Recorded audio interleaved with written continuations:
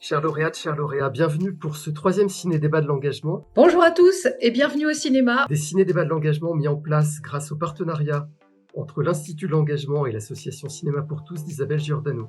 Ce soir, nous allons de nouveau avoir le plaisir de découvrir un film beau, un film fort, un film de fiction. C'est un vrai cadeau qu'on vous fait avec l'Institut de l'engagement, avec le film Rouge que vous allez pouvoir découvrir en exclusivité.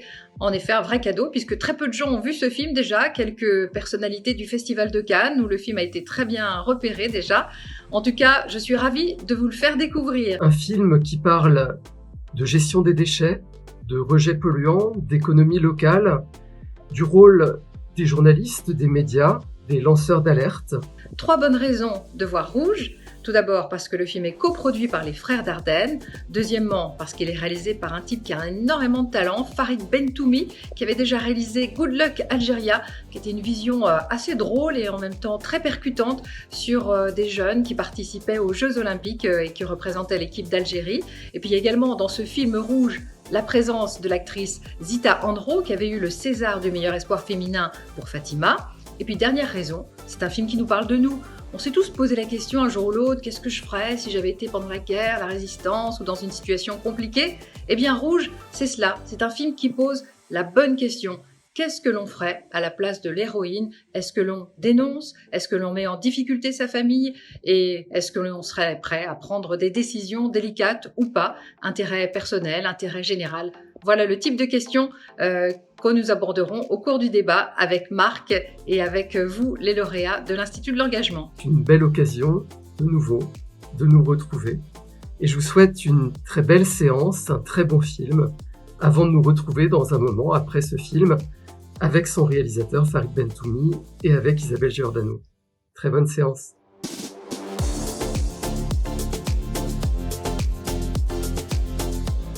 Bonjour Farid, bonsoir.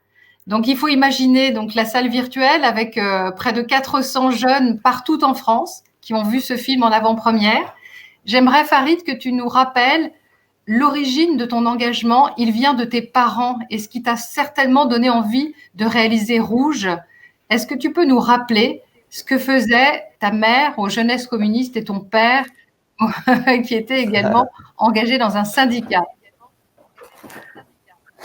Oui, tout à fait. Bonsoir à tous. C'est super que vous ayez tous pu voir le film. Je suis désolé par avance si vous entendez un petit bébé pleurer pendant que je parle. C'est qu'il fait ses dents, il a 1 an et il dort juste en dessous de l'endroit où je suis. Donc voilà, je vais essayer d'être discret. On l'embrasse et de pas faire déjà. grincer ma chaise. Ouais, c'est gentil. Oui, non, en effet, c'est vrai que moi, j'ai été comédien pendant une dizaine d'années. J'ai fait avant ça une école de commerce. J'ai quitté l'école de commerce pour être comédien parce que j'étais en totale désillusion par rapport au monde du business et tout ça. Et je me disais que vraiment, c'était pas... J'avais pas envie de me retrouver à la retraite en ayant vendu des shampoings toute ma vie. Donc, j'ai décidé d'être comédien, qui était devenu une passion entre-temps. Moi, je suis venu très, très tard au cinéma, très, très tard au théâtre et tout ça.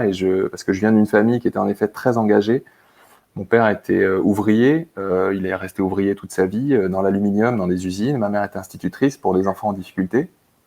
Et ils se sont connus vraiment dans l'engagement. Elle était en effet aux Jeunesses communistes, comme tu l'as dit. Elle a été très engagée dans le féminisme dans les années 70. Et mon père était, lui, à la CGT. Il défendait les travailleurs immigrés, pas seulement les Algériens, mais aussi les Marocains, les Polonais, les Italiens, les Portugais, qui travaillaient avec lui à la mine, puisqu'il a travaillé en arrivant en France dans les mines de charbon à Saint-Étienne, et puis ensuite dans des usines de métallurgie. Voilà. Et c'est vrai qu'ils nous ont élevés avec j'ai fait beaucoup de grèves, beaucoup de manifestations avec eux, beaucoup de soutien à des usines en grève, de soutien à des ouvriers. Ça a vraiment bercé mon enfance. Et les réunions syndicales ou les réunions du Parti communiste à la maison, j'ai vraiment connu ça toute mon enfance. Donc moi, quand je me suis mis à écrire, après avoir été comédien, je me suis mis à écrire aussi parce qu'en tant que comédien, on ne me proposait pas forcément des rôles qui me passionnaient ou qui racontaient mon histoire. On me proposait des rôles souvent d'arabes de service, comme on dit. Souvent des Arabes d'ailleurs qui étaient médecins aux urgences mais qui n'avaient pas tout à fait leur diplôme, ou alors qui étaient policiers mais avant d'être policiers ils avaient été voleurs de scooters. Donc j'avais souvent des rôles comme ça, un peu de faire valoir, et je me suis dit mais c'est pas possible, c'est pas ça que j'ai vécu, c'est pas ça que j'ai connu quoi. Mes deux frères sont ingénieurs. Moi, je suis issu d'un mariage mixte. Je connais plein de gens issus d'un mariage mixte qui ont été ni voleurs de scooters et qui ont tout à fait leur diplôme. Et du coup, je me suis dit, mais c'est quoi l'histoire qu'on raconte de l'immigration? C'est quoi cette histoire d'intégration? Parce que moi, j'ai pas l'impression de me lever le matin en disant qu'il faut que je m'intègre. Donc, je me suis mis à écrire des films. Alors, je sais pas si c'est engagé, mais en tout cas, j'ai la naïveté de croire que les films peuvent encore changer des choses dans la société, ou en tout cas créer, comme on le fait ce soir, des discussions, créer des débats, ouvrir des débats, poser des questions. J'essaie de faire des films qui ne sont pas un message, mais qui ouvrent des questions, voilà, qui sont ouverts avec des personnages qui ont chacun leur raison. On en discutera sans doute plus amplement, mais c'est vrai que j'aime bien faire des personnages qui ont leur raison et que le spectateur essaie de comprendre quelles sont les raisons de chacun et que le débat soit nourri de ces raisons de chacun. Voilà, c'est ce que j'ai essayé de faire dans Rouge et dans mon long métrage précédent, Good Luck Algérie. J'attends de voir par un petit signal si Marc a déjà des questions. J'imagine que oui, mais sinon Farid peut continuer peut-être d'expliquer la filiation entre ce film et le précédent, qui était déjà un film engagé. Mais je te laisse la parole, Marc, si tu as des questions des lauréats. Donc avant l'affiliation, pas des questions mais des réactions. Alors Lavan, Samantha, Raïma, Mélissande, Ninon, Karabi, bravo, merci, que d'émotions, quelle claque, super film, tellement de thématiques importantes, excellent film, il fait réfléchir. Bref, filiation, on enchaîne. Ça tombe bien, filiation, parce que c'est vrai qu'il y a plusieurs sujets, plusieurs thèmes abordés dans le film, et notamment, pas seulement le sujet des lanceurs d'alerte, mais le sujet de la relation père-fille. Est-ce que raconter une histoire qui a pour creuset la famille, ce qui était déjà quand même un petit peu le cas avec Good Luck Algérie, qui était aussi, paraît-il, inspiré de l'histoire de ton frère, qui est un sportif de haut niveau et qui a participé aux Jeux Olympiques, je crois, ou du moins à un grand championnat. Est-ce que les histoires de famille comptent autant que les histoires qui parlent de la société, du monde dans lequel on vit? Non, pour moi, les histoires de famille, c'est un véhicule, c'est-à-dire que ça me permet de traiter des thèmes qui sont beaucoup plus larges et très complexes à travers une famille, et tout le monde peut s'identifier à une famille, tout le monde est le fils, la fille, ou le père, la mère de quelqu'un, donc ou le frère, la sœur. D'ailleurs, on a tous des histoires de famille, et ça me permet, moi, de faire rentrer le spectateur dans le film. Good Luck Algérie, je l'ai écrit en effet à une époque où Nicolas Sarkozy parlait beaucoup d'identité nationale. Il fallait se définir comme une identité, enfin, à voir quelle était l'identité nationale française. On parlait beaucoup d'immigration, de la place des immigrés et tout ça. Et j'ai voulu vraiment raconter Good Luck Algérie, qui est en partie l'histoire de mon frère et de ma famille, en effet, puisque mon frère a fait les Jeux Olympiques en ski de fond pour l'Algérie en 2006 à Turin. Bravo. Ouais, c'était complètement fou comme défi. Et il a représenté l'Algérie alors qu'on parle même pas arabe. Mon père est algérien, donc on a du sang algérien, on a tous les deux le passeport algérien. Et je raconte dans Good Luck Algérie comment justement la difficulté de se procurer un passeport quand on parle pas arabe et qu'on a très peu de racines algériennes. On est tous avec mes frères allés retourner en Algérie quand on était petits, mais après il y a eu toute l'époque du terrorisme, ce qu'on appelle la décennie noire. On n'y est pas allé pendant 15 ans.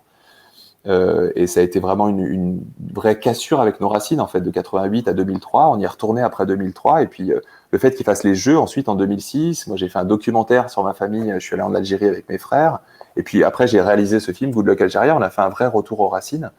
Et c'est vrai que c'est ce que je raconte dans Good Luck Algérie. C'était beau pour moi de raconter cette famille moitié française, moitié algérienne, qui est riche de ces racines-là, mais qui n'a pas de problème d'intégration. Le problème d'intégration, il est dans le regard des autres. Moi, personnellement, au quotidien, je me dis pas, quand on me dit tu viens d'où, je dis que je suis savoyard. Je dis pas que je suis d'Algérie ou de. Bien sûr que je suis algérien, bien sûr que mon père est algérien, mais mes racines, elles sont en Savoie. J'ai fait un ski-études, et puis ensuite j'ai fait des études à Paris, et puis voilà, je suis resté habité en région parisienne, mais j'ai été plus bercé par les montagnes que par l'Algérie. Ou en tout cas, c'est un mélange de tout ça, quoi. Et ce mélange-là, je voulais le raconter dans Good Luck Algérie.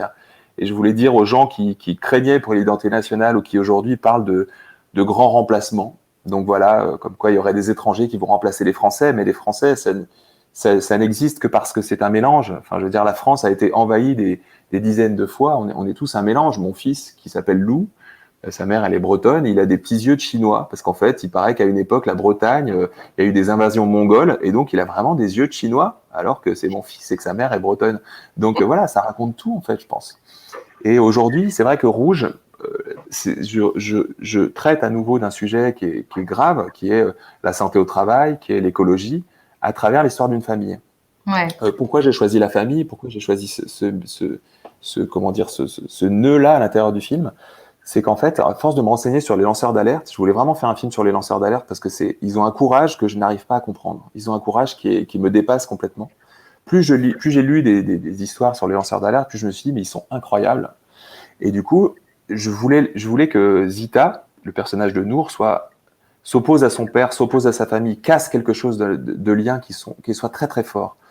Du coup, par exemple, j'ai créé une famille avec un père et ses 2 filles. La mère n'existe plus, on imagine qu'elle est décédée, et du coup on imagine la force qu'a dû avoir le père, et puis ce comportement qui a dû être un peu différent envers ses filles, avec énormément d'amour envers elles. On voit le discours qu'il fait à sa sœur, on voit comment il soutient Nour quand elle arrive, on voit qu'il la soutient parce qu'elle a eu des difficultés dans l'hôpital, et puis il lui a trouvé un poste, et puis on voit comment il l'accueille, avec quelle chaleur il l'accueille. Je voulais que cette famille soit très très très unie, pour que Nour ait encore plus de difficultés à la casser, quand elle va dénoncer l'usine et quand elle va, entre guillemets, trahir son père. Et la famille, moi, me permet de rentrer dans le film et de compliquer, si vous voulez, le trajet de Nour, de faire vraiment d'elle une vraie héroïne. Et c'est vrai que les lanceurs d'alerte, toutes les histoires de lanceurs d'alerte que j'ai étudiées pour écrire le film, à chaque fois, c'est des histoires dramatiques. C'est souvent des gens qui ont perdu leur travail, qui ont perdu leurs amis, qui ont des difficultés aujourd'hui à retrouver leur travail et du coup à nourrir leur famille. Et c'est souvent des gens qui ont été dépassés par leur engagement et qui disent « je regrette ». Souvent, ils regrettent de s'être engagés parce que les conséquences personnelles ont été terribles. Et je voulais que le film raconte ça. Cette Antigone au pays des lanceurs d'alerte a peut-être été inspirée par un personnage plus qu'un autre. Tu dis t'être renseigné ou avoir été touché par plusieurs histoires. Est-ce que peut-être celle d'Irène Frachon avec le Mediator fait partie de celles qui t'ont inspiré ou pas spécialement? Oui, mais Irène Frachon… Bien sûr, je te laisse la parole. Oui, bien sûr, Irène Frachon. Après, il y a eu… rejoignent la tienne, Isabelle, et donc si je peux les ajouter. Oui, donc, vas-y. Laura et Marjo se posent la question de à quel point est-ce que le film a été inspiré de faits réels et de quels faits réels. Et Clara ajoute une question supplémentaire qui est comment a été mené le travail de recherche autour du film? Alors, l'écriture du film, c'est à peu près 2 ans et demi de travail. Au début, j'écrivais un film qui se situait dans le milieu des éboueurs, parce que je m'étais renseigné sur les frères Guérini autour de Marseille et dans les Bouches-du-Rhône, qui avaient fait énormément de malversations sur les poubelles de Marseille, qui s'étaient donnés l'un à l'autre entre frères, les marchés des poubelles de Marseille, qui jetaient des produits toxiques dans la nature, qui ont construit des décharges plus ou moins légales. Et c'était un milieu qui m'intéressait beaucoup.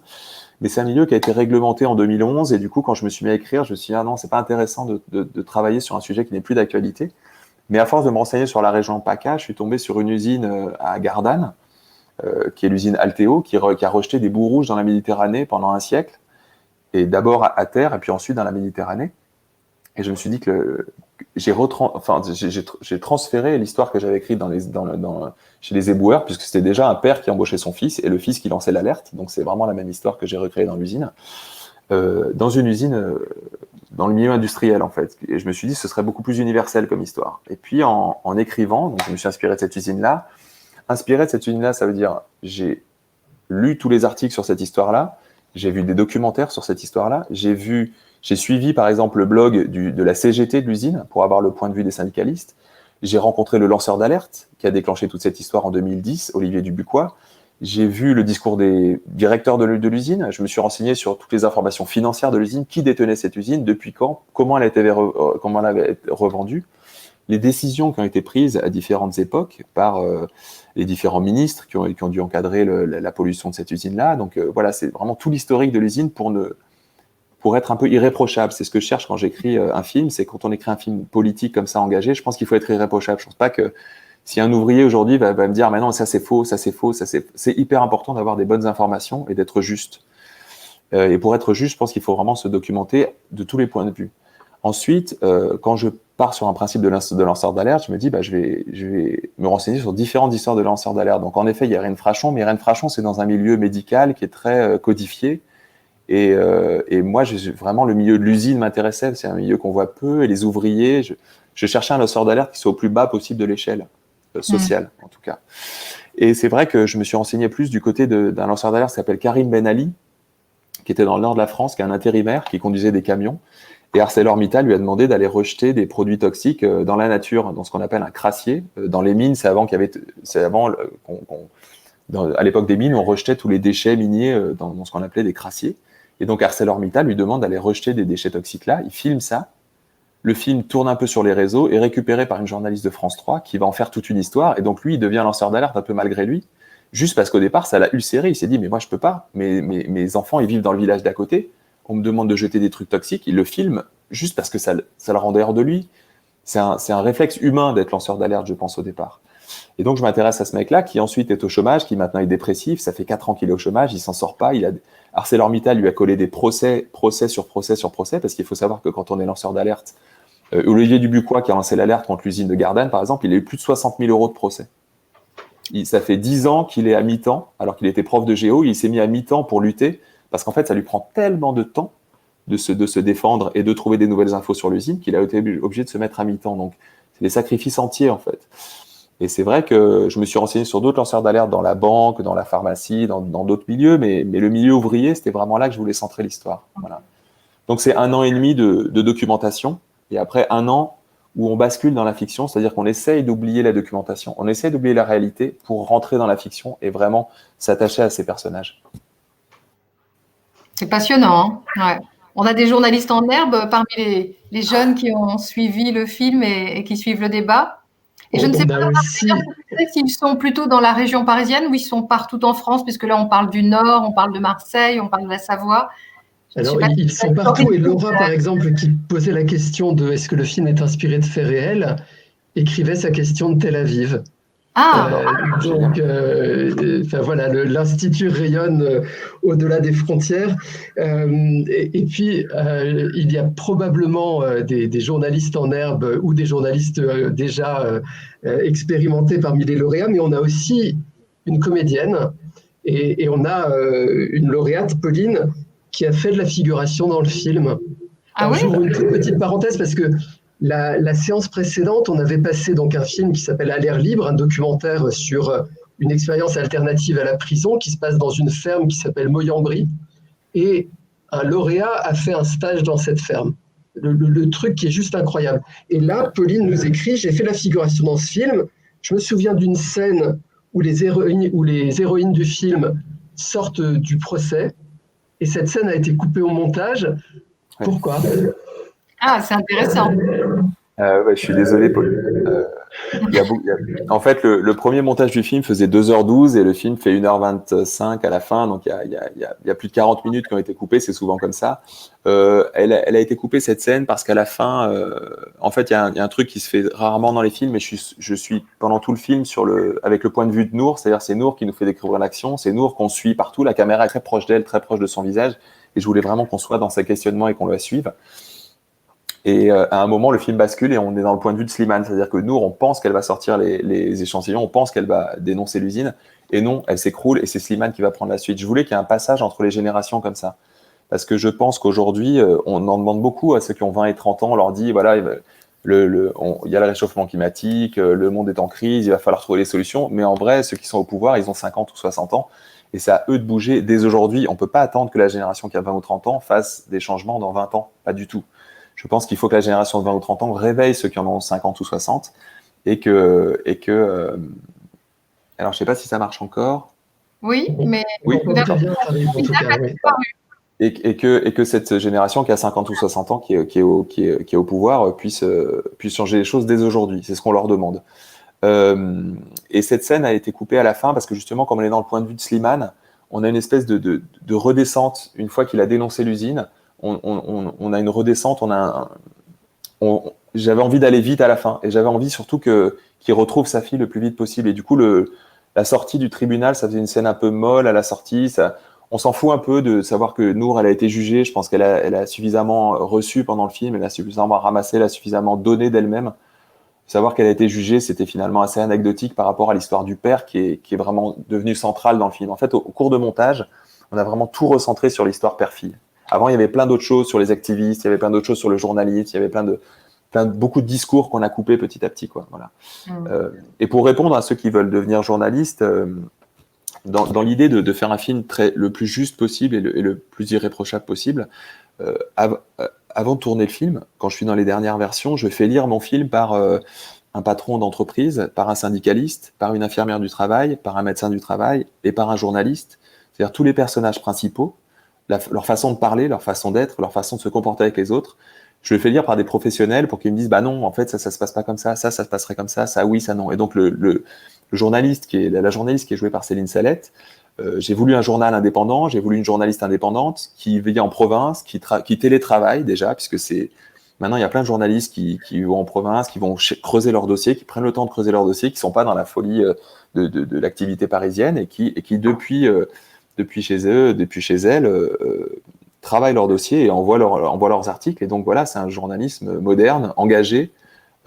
Et j'aimais bien cette vision-là du journaliste. Et c'est vrai que le fait d'avoir fait relire à une amie à moi qui est journaliste et qui est indépendante, bah, ça nourrit beaucoup le personnage et son rapport avec la rédactrice en chef ou son rapport avec la personne qui va dénoncer l'usine comme ça, avec la lanceuse d'alerte, est plus juste. En tout cas, je fais en sorte pour que tout soit le plus juste possible, quoi. Voilà. Margot écrit je suis fille d'ouvrier syndiqué et engagé. Ce film et votre parcours me parlent énormément. Et puis, elle ajoute une question et une question sur cette matière, cette couleur, cette poudre rouge. D'où ça vient quelle est cette matière qui donne son nom au film et comment est-ce que vous avez fait pour tourner avec cette poudre omniprésente? Alors, par rapport aux syndicalistes, ouais. Rouge, on peut l'interpréter de plein de manières aussi. Hein. Ouais, très joli le film. Ouais, merci. Alors, pour le syndicalisme engagé, c'est vrai que la seule peur que j'avais, moi, à la sortie du film, c'était d'avoir un rejet des syndicats et qu'on me dise le film était anti-syndicaliste, puisqu'en effet, on voit une figure de Slimane qui est pris en otage par son patron, pris en otage par sa direction, pris en otage par le chantage à l'emploi. Et je voulais vraiment pas qu'on soit perçu comme un film anti-syndicaliste. Et heureusement, le film a été vu par les gens de la CGT et je devais avoir pour la sortie du film, qui a été donc décalé, je pense, à plus tard, au printemps sans doute, un article dans le journal de la CGT, donc tout va bien. Et par rapport à la couleur rouge, l'usine d'Alteo à Gardanne rejette de la bauxite, en fait prend de la bauxite, à partir de la bauxite, d'une tonne de bauxite, elle fabrique de l'alumine pour du matériel de précision, notamment du téléphone portable, mais aussi pour du matériel militaire, par exemple. C'est pour ça que c'est une usine stratégique que le gouvernement veut la garder en France, même au prix de pollution. Donc c'est vrai que la couleur rouge a été très importante pour moi. Après, il y a eu des choix dans la réalisation du film. Je voulais que le rouge tache vraiment la nature. Donc je voulais tourner dans un milieu naturel très fort. Donc je voulais pas tourner à Marseille parce que le contexte marseillais, je voulais pas me rapprocher de l'usine, je voulais pas faire de la provocation par rapport aux gens de la région et tout ça. Donc je m'étais dit c'est soit l'océan, soit la montagne. Il se trouve que Good Luck Algérie, je les tourne en montagne, que c'est une région que je connais bien, que j'avais déjà tourné à Grenoble, que j'aime beaucoup cette ville parce que c'est une ville qui est à la fois moderne, qui a à la fois une histoire, qui a la montagne qui est pas loin. Et du coup, par exemple, la scène de Lac Rouge, on l'a tournée dans une réserve naturelle qui est juste au-dessus de Grenoble, et ensuite on l'a entièrement retravaillé en effets spéciaux. Donc la boue rouge, la surface rouge, les arbres morts, même les arbres qui sont grisés tout autour, tout ça c'est des effets spéciaux. Donc c'est vraiment extrêmement bien fait aujourd'hui. Et je voulais vraiment que au moment où Nour découvre ce lac, on a filmé en drone avec le drone qui décolle comme ça et qu'elle soit vraiment écrasée par la taille de ce lac-là et que ce lac paraisse comme une tache au milieu d'un milieu naturel magnifique. Ensuite, dans l'usine, on n'a pas pu tourner en France, donc on a tourné dans 2 usines belges. On a eu la chance dans une usine belge qui était à moitié abandonnée de pouvoir rougir, donc on a balancé 6 tonnes d'argile. En fait, on a inversé, je ne sais pas si vous voyez les trucs qui soufflent les feuilles dans les rues, là. Oui. En fait, on a fait rentrer dans ce ventilateur, on avait quelqu'un qui avait une pelle et qui faisait rentrer dans le ventilateur de ce truc-là de la poussière rouge, de l'argile. Et l'argile était projetée partout dans l'usine, voilà. Et ensuite, on a payé une société pour nettoyer toute l'usine, enfin, ce qu'on pouvait nettoyer pendant 2 jours. Donc voilà, c'était assez épique, mais je crois que l'équipe d'éco a bien rigolé.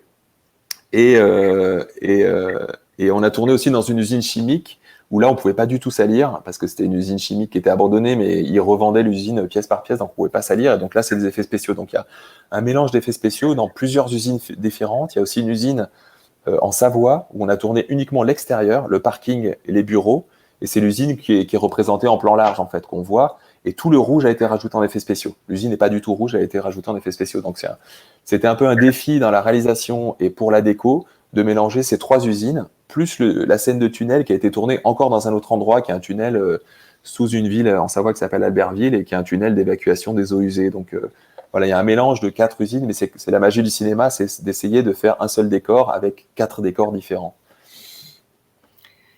Moi, ce que j'aime beaucoup, je me permets une petite intervention en attendant d'autres réactions et d'autres questions des jeunes qui nous regardent et qui nous suivent. J'aime beaucoup la position du réalisateur dans ce film et je me demandais si c'était pas une position de journaliste parce que ce que j'apprécie beaucoup, c'est que la caméra ne juge pas, on est attaché quand même par tous les personnages, on ne nous guide pas en nous disant il faut prendre parti et être plutôt de tel ou tel côté. Tous les personnages sont attachants. Est-ce que la position du réalisateur dans ce film est un peu une position de journaliste ou d'arbitre? Alors,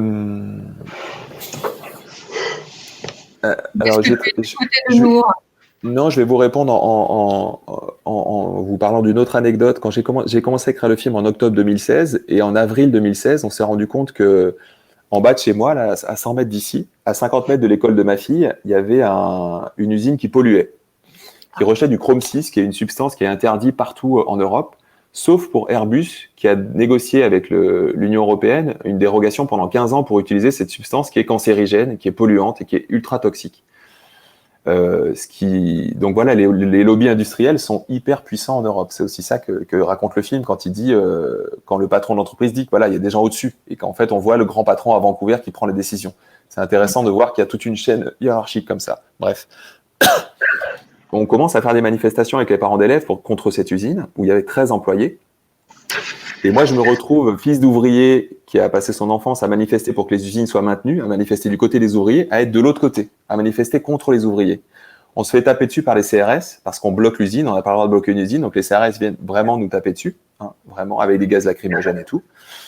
Et il y a un journaliste du Monde qui vient, qui fait un article. Une fois que l'article paraît dans le Monde, qui nomme Airbus arrête ses commandes, en 2 mois, l'usine est fermée. Et donc, il y a eu en fait, nous, on manifeste contre des ouvriers. Ceux qui utilisaient les substances toxiques dans l'usine, c'était 2 intérimaires qui ont été licenciés dès la première semaine pour pas qu'ils parlent. Les syndicats soutenaient l'usine parce qu'il y avait les ouvriers qui allaient se faire virer, mais il y avait un autre syndicat qui soutenait les intérimaires. Le patron de l'usine est venu en disant « Mais moi, je pourrais utiliser autre chose que le chrome 6, qui est moins polluant. » Mais en fait, le chrome 6, ça va plus vite. Et quand Airbus me donne les pièces, en fait, il les donne à Safran, qui les donne à un autre sous-traitant, qui les donne à cette usine pour les nettoyer. Et ils veulent que ça aille très vite. Donc, en fait, Airbus, il y a 3 chaînes. En fait, comme il les donne à Safran, qui les donne à un autre sous-traitant, qui les donne à un autre sous-traitant, il y a 3 chaînes qui protègent Airbus. On ne sait pas que c'est Airbus qui va faire nettoyer ces pièces et qui utilise le chrome 6. Ils ont juste négocié quelque part en Europe pour utiliser cette substance-là. Donc, en fait, ce qui se passe, moi, en tant qu'observateur, moi, je suis un bobo, ce qu'on appelle un bobo, puisque je gagne assez bien ma vie, mais qu'en même temps, j'essaie d'être gentil avec les autres et d'avoir un métier engagé. Moi, je me retrouve à manifester contre les ouvriers, à leur faire perdre leur emploi, parce que quelque part, Airbus a délégué à Safran, qui a délégué à une autre entreprise, qui a délégué à des pauvres intérimaires l'utilisation de produits toxiques. En fait, les ouvriers, ils ont raison. Nous, en tant que parents d'élèves, on a raison. Le pauvre directeur de l'usine, lui, il fait son boulot. Et je me suis retrouvé moi, dans un endroit où chacun avait ses raisons, en fait. C'est-à-dire que l'ouvrier qui me gueule dessus en me disant « Mais moi, je vais perdre mon boulot, ça fait 20 ans que je bosse là, j'ai 3 enfants, qu'est-ce que je vais faire ?» Il a raison. Le parent d'élève qui veut que la pollution s'arrête ou le journaliste qui veut que la pollution s'arrête, il a tout à fait raison, il faut que la pollution s'arrête.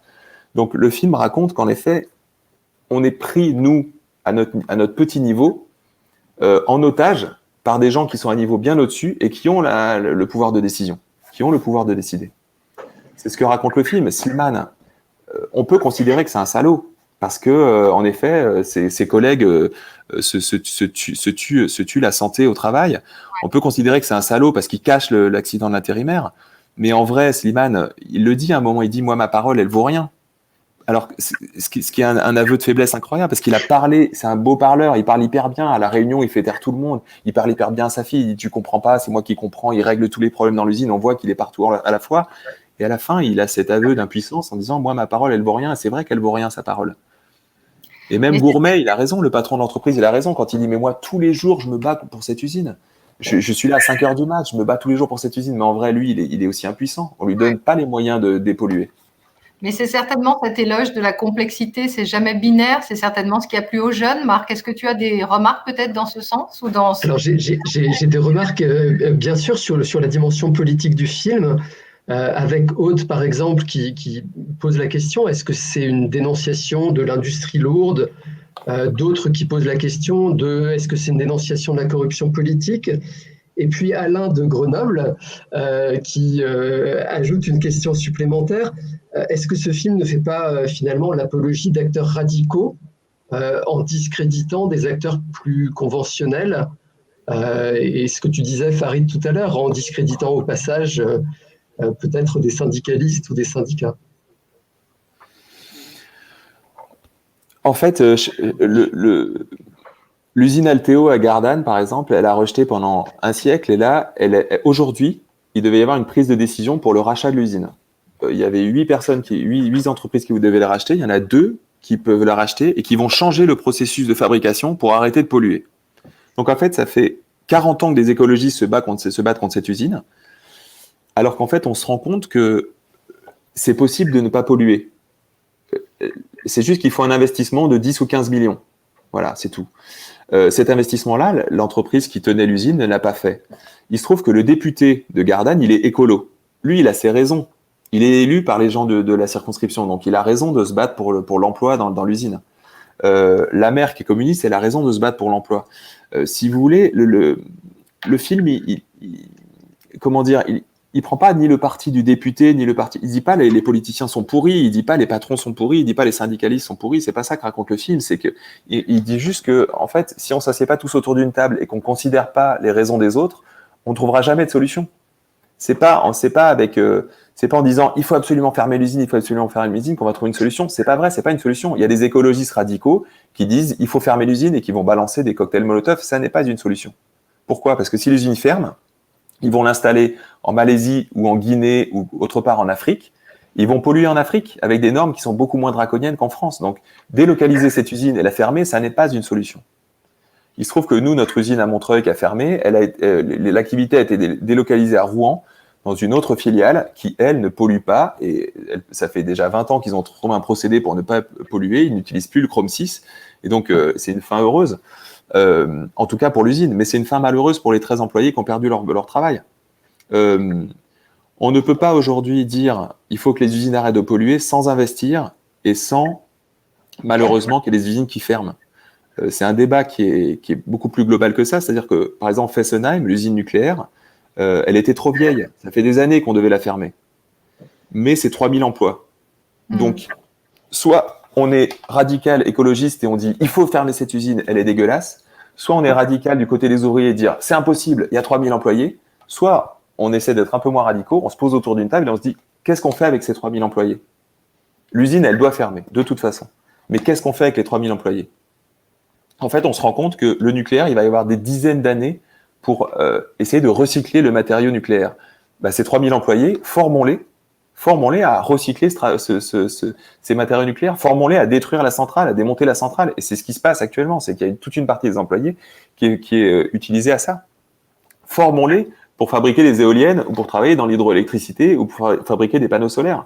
Je veux dire, changeons d'énergie, mais il faut changer de paradigme, il faut arrêter de rester bloqué sur fermons les usines ou protégeons les emplois. C'est pas ça le débat. Parmi les jeunes qui ont regardé le film, j'imagine qu'il y en a plein qui ont envie d'avoir un métier lié à une forme de lanceur d'alerte, un métier proche des lanceurs d'alerte. Est-ce que tu as des remarques dans ce sens, Marc, ou peut-être d'autres remarques ou d'autres questions ? Alors, pas encore pour le moment, mais un peu dans le prolongement de la question précédente, une question qui s'adresse à vous deux, Isabelle, Farid, Isabelle. Émilie, j'ai beaucoup pensé au film Dark Waters en voyant Rouge. Donc, est-ce qu'il a été une source d'inspiration ? Prolongement peut-être pour Isabelle, il me semble qu'il n'y a pas beaucoup de films français qui parlent d'environnement, je me trompe ? Ouais, écoute, ça commence à venir puisque Au nom de la Terre a été un des films quand même qui a attiré le plus de spectateurs l'année dernière, le film d'Édouard Bergeon avec Guillaume Canet, qui est aussi une façon de dénoncer la pollution et les ravages qu'elle peut créer effectivement sur la santé d'une personne et sur une famille. Je ne sais pas si Farid, tu avais vu ce film, mais cela dit, c'est vrai que c'est un genre, même le genre du film engagé, c'est très anglo-saxon, mais je pense que nous, les Français, on n'a pas à rougir non plus de ce qu'on a pu faire depuis Yves Boisset ou Kayat, etc. On a aussi nos Ken Loach, et je pense que Farid Bentoumi fait partie des Ken Loach français. C'est gentil. Je sais que c'est cet avis aussi. Mon producteur m'appelle le Guédiguian de Grenoble. Ah, le Guédiguian de Grenoble. On a chacun nos références. Mais je préfère, j'aime beaucoup Guédiguian, mais je préfère Ken Loach. C'est vrai, je trouve qu'il a un engagement social et une vision des personnages qui est vraiment génial, quoi, qui est très dynamique. Et Ken Loach n'a pas vieilli. Ses films récents, je vous engage à voir It's a Free World, notamment, qui est un film incroyable sur deux femmes qui se lancent dans ce business et qui deviennent plus capitalistes que le capitaliste. Il est incroyable, ce film, It's a Free World. Oui, en effet, Dark Waters est sorti après la réalisation du film, donc ça m'a pas influencé, mais en effet, c'est un film qui est très intéressant. Après, quand tu parles de... On a en France ou pas le film qui dénonce sur l'environnement, sur l'écologie? Il n'y en a pas beaucoup, non, mais c'est vrai, quand tu parles de Au nom de la terre, c'est un peu comme Petit paysan et c'est un peu comme Rouge, je pense. Moi, mon père était ouvrier, Petit paysan et Au nom de la terre, les parents des deux réalisateurs étaient paysans. Je pense que en tout cas, ces films sociaux-là, qui vont venir de réalisateurs qui viennent de ces milieux-là. C'est-à-dire qu'il y avait quand même un milieu très bourgeois dans le cinéma et notamment chez les réalisateurs. Ils étaient beaucoup issus soit du corps professoral, soit de milieux plus bourgeois, très parisiens et tout. Et je crois que de plus en plus, il y a des réalisateurs qui sont issus d'autres milieux et ça fait sortir des films comme Les Misérables, par exemple, quoi.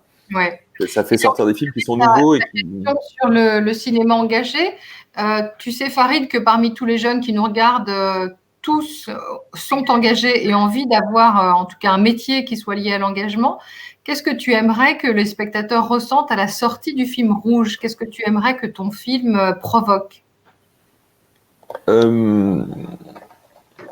L'envie d'être curieux, je crois, l'envie de se renseigner. Je crois qu'on est dans une époque en ce moment où il y a énormément de fake news, par exemple, et on est dans une époque où l'information est très compliquée. L'information juste est très compliquée à trouver.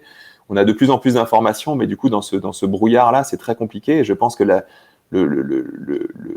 moi, je suis voisin avec un journaliste qui s'appelle Stéphane Foucard, qui travaille au Monde et sur les questions scientifiques et qui vient de sortir un bouquin là-dessus, justement, sur le fait que c'est très compliqué dans la science, par exemple, d'avoir des vraies informations parce que les grandes entreprises, parce que des lobbies et parce que des gens qui sont complotistes ou autres ou qui ont d'autres intérêts payent des scientifiques ou alors carrément créent de fausses informations en permanence. Et c'est très difficile de démonter ces fausses informations. Donc, je pense que aujourd'hui, pour être engagé, il faut énormément se documenter, il faut être curieux, il faut rencontrer les gens, il faut écouter les gens et il faut écouter essayer d'avoir comment dire, les bonnes infos en lisant, en se renseignant, en se documentant. Tu disais tout à l'heure, est-ce que je fais un travail de journaliste? Je crois pas que je fasse un travail de journaliste parce que j'aime énormément les comédiens et j'écris des fictions et je travaille pour diriger des comédiens et je travaille pour voir naître des personnages, quoi. C'est totalement passionnant quand on écrit un dialogue et quand on écrit un personnage de le voir naître, surtout avec des comédiens exceptionnels comme Samy, comme Zita, comme Céline Salette, comme Olivier Gourmet. Quand on a écrit un personnage et que Zita l'incarne, moi, il y a encore des scènes après 6 mois de montage qui me font trembler. Donc, je pense que je suis vraiment passionné par les comédiens et par la fiction. Donc, je serais pas journaliste. D'ailleurs, j'ai essayé de faire un documentaire. J'étais nul. Il était nul, mon documentaire. Il marchait pas du tout. C'est très, très compliqué de faire des documentaires. Alors, s'engager aujourd'hui, ça prend plein de... On m'envoie juste une réponse à la question qui a été posée. On me signale que dans le cinéma français, il y a beaucoup plus de films télé qui sont consacrés justement au sujet de l'environnement. Et voilà, il y a une forme d'engagement aussi dans les fictions télé aujourd'hui et de plus en plus. Un prolongement. Quand même 22h24, on s'était dit effectivement à peu près 40 minutes, 45 minutes de débat. Je voudrais pas qu'on monopolise peut-être trop le temps de parler de Doubi. On se donne encore 5 minutes de questions encore. Moi, tout va bien, j'ai le temps. Deux questions. Une question d'Amadou qui écrit de Dakar. Amadou qui fait partie de la toute nouvelle promo des engagés du Covid et qui nous écrit, alors d'abord, et je le lis, il dit merci pour ce bonheur de ce soir. C'est un des plus beaux films que j'ai vus ces dernières années.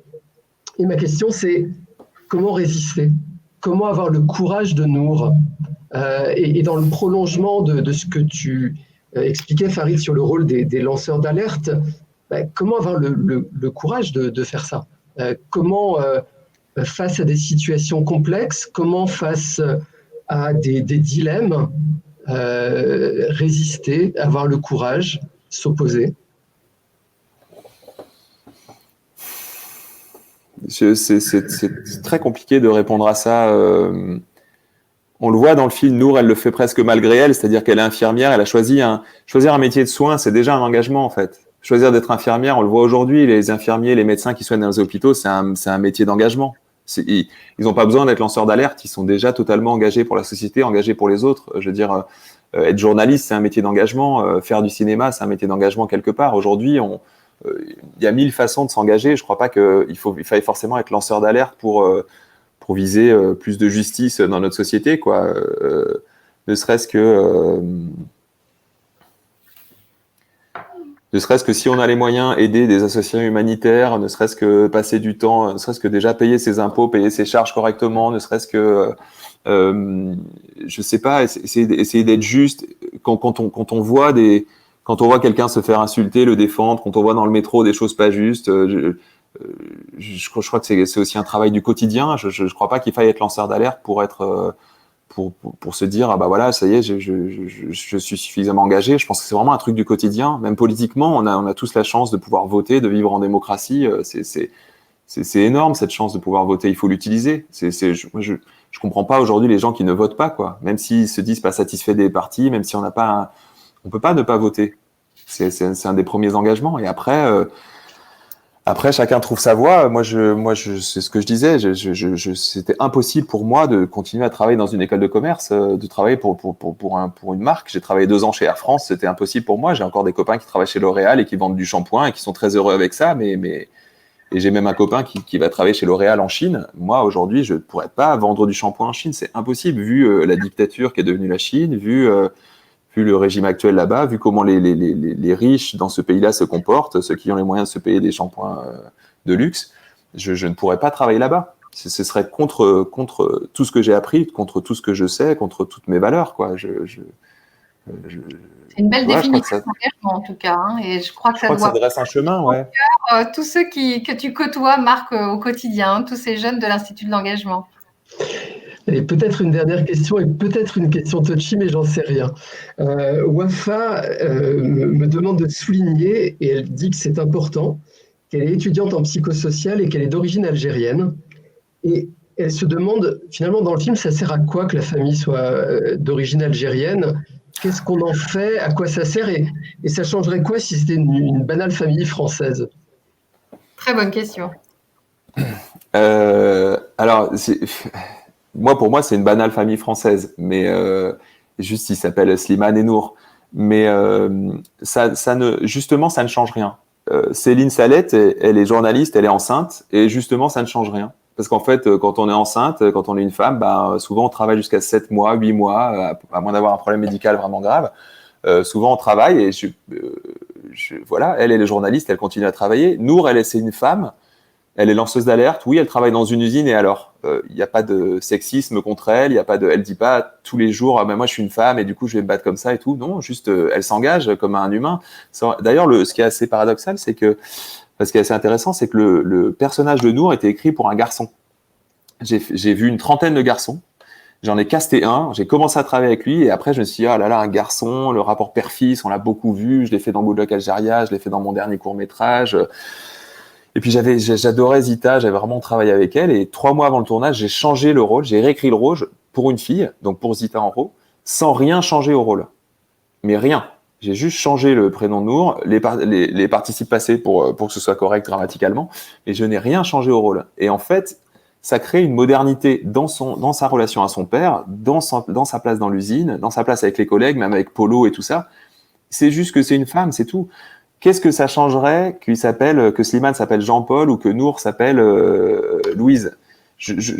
Pour moi, ça changerait rien. Après, ça va changer quelque chose dans le regard du spectateur. Et c'est ça qui est intéressant, c'est que si tu t'appelles Wafa, si tu t'appelles Farid ou si tu t'appelles Jean-Paul, peut-être que tu vas voir le film différemment parce qu'il s'appelle Slimane et Nour. Peut-être que tu vas te reconnaître différemment. Peut-être que tu vas projeter des choses sur eux. Oui, en effet, beaucoup d'infirmières sont d'origine arabe. Oui, en effet, beaucoup de médecins dans les hôpitaux français sont d'origine arabe. Oui, en effet, beaucoup de syndicalistes et beaucoup d'ouvriers dans les usines sont d'origine arabe. Ils ne le revendiquent pas au quotidien. Slimane, il parle pas arabe à Nour. Ils font une fête de mariage qui est tout à fait avec un groupe de rock. Sa sœur, elle se marie avec avec Greg, voilà, ils se lèvent pas tous les matins en disant tiens, je suis d'origine arabe, qu'est-ce que ça va changer dans ma vie? Non, pas du tout. Ils le vivent parce qu'ils sont français depuis 2 générations, depuis 3 générations. En fait, on s'en fout. Moi, j'ai appelé ma fille Nour, qui a un magnifique prénom arabe, et j'ai appelé mon fils Lou, qui a un magnifique prénom français. Je m'en fous un peu, je trouvais que les prénoms étaient beaux, quoi. Je suis pas Éric Zemmour, je vais pas dire tout le monde doit s'appeler Jean-Paul ou Patricia. C'est le truc le plus débile, je crois, que j'ai entendu. Après, il dit que des choses débiles, mais celle-là était vraiment particulièrement débile. Pour être français, il faut avoir un prénom français. Je vis en France, je travaille en France, je fais des films qui sont très influencés par le cinéma français, entre autres. Voilà, je ne me pose pas la question. Donc oui, il s'appelle Slimane et Nour. C'était important pour moi parce que ça raconte quelque chose qui m'est cher, qui me touche et qui, je pense, va toucher des gens. Mais après, on peut les voir comme juste un délégué syndical et une infirmière. Le film Rouge devait sortir en salle dans quelques jours. Ouais. On est en confinement.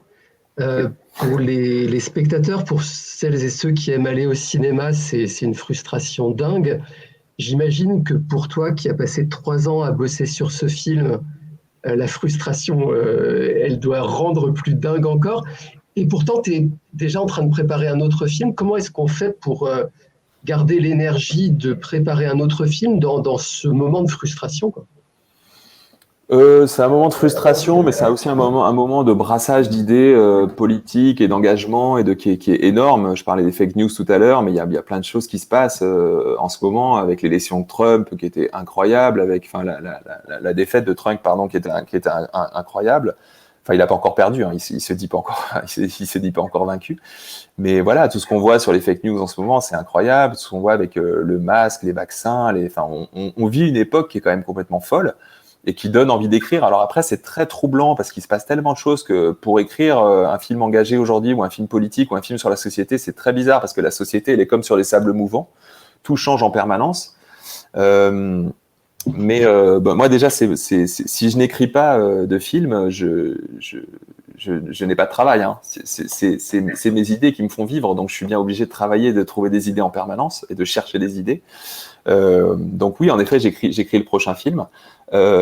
Après, Rouge ne sort pas pour l'instant. On n'a pas du tout eu l'idée de le vendre à une plateforme comme Netflix ou Amazon, parce que moi, ce qui m'intéresse, c'est vraiment le cinéma, le côté social du cinéma, le fait justement sur des films comme Rouge qu'il y ait des débats qui s'engagent. Quand on va voir un film au cinéma, quand on sort du cinéma, qu'on va le voir avec des amis, qu'on va le voir en couple, qu'on va le voir même seul, on va appeler quelqu'un pour recommander le film, on va discuter à la sortie du cinéma, on va aller boire un coup à la sortie du cinéma, et c'est là que les discussions s'engagent. Qu'est-ce que tu as pensé de lui? Qu'est-ce que tu as pensé de ce personnage? Putain, c'est hyper difficile d'être lanceur d'alerte. Putain, c'est vrai que délégué syndical, aujourd'hui, tu es quand même à la merci des patrons. Et il y a des débats qui s'engagent. Et ce qui est intéressant, c'est que le cinéma, c'est un lieu social, c'est un lieu où on échange, c'est un lieu où on vit les émotions beaucoup plus fort, parce qu'à 50 dans une salle, que ce soit une comédie ou que ce soit une tragédie, la première projection de Rouge, en effet, il n'y a pas eu le Festival de Cannes et c'est très très triste et pour moi et pour le film. Mais on l'a fait à Deauville, il y avait 1000 personnes dans la salle. 1000 personnes qui voient le film, je suis désolé que vous l'ayez vu ce soir devant votre écran, mais 1000 personnes qui voient le film dans une salle, c'est pas que les comédies qui sont amplifiées, c'est aussi les tragédies. Quand il y a un silence, 1000 personnes qui sont tenues par l'action, qui sont tenues par le drame, quand elle va prélever les échantillons et qu'elle se blesse, le silence, il est différent. Le silence, il est d'une force dramatique que moi, j'avais pas ressenti même au montage. C'est-à-dire, en montant le film, en voyant le film 50 fois, c'est quand on le voit, quand on sent les spectateurs voir le film, l'émotion est multipliée par 1000. Donc voilà, le film va sortir, on ne sait pas trop quand, sans doute fin janvier ou fin juin, selon l'évolution de la situation sanitaire. Mais oui, j'ai très hâte que les gens le voient en salle et je vais continuer à écrire des films pour le cinéma, oui, en effet. Et je voudrais en profiter, Marc, pour faire passer un petit message, et on peut le faire ensemble à tous les jeunes qui nous regardent. Donc, je l'ai dit, ils sont plus de 350, 390, si on compte bien. Et je voudrais leur dire que ce qui fait vraiment du bien au cinéma, c'est un truc tout bête qui existe depuis des années et c'est la meilleure des publicités. C'est plus fort dans toutes les études, tout le monde le prouve. C'est plus fort que les affiches et c'est plus fort que tout et que la pub sur Internet. On m'entend pas ? Non, C'est je le m'y mets ce que tu vas dire. C'est le bouche à oreille. Donc, C'est ça. voilà, tous ceux qui nous regardent, je les invite à parler de rouge. Parlez-en autour de vous. Vous leur dites que vous l'avez vu avant tout le monde. Ça fait un peu la frime, etc. Mais surtout, vous leur dites que vous avez vu un film qui vous a apporté du bien, à la fois à la tête et au cœur. C'est un film qui donne envie d'agir. C'est un film qui donne envie de réfléchir, qui donne envie de s'engager.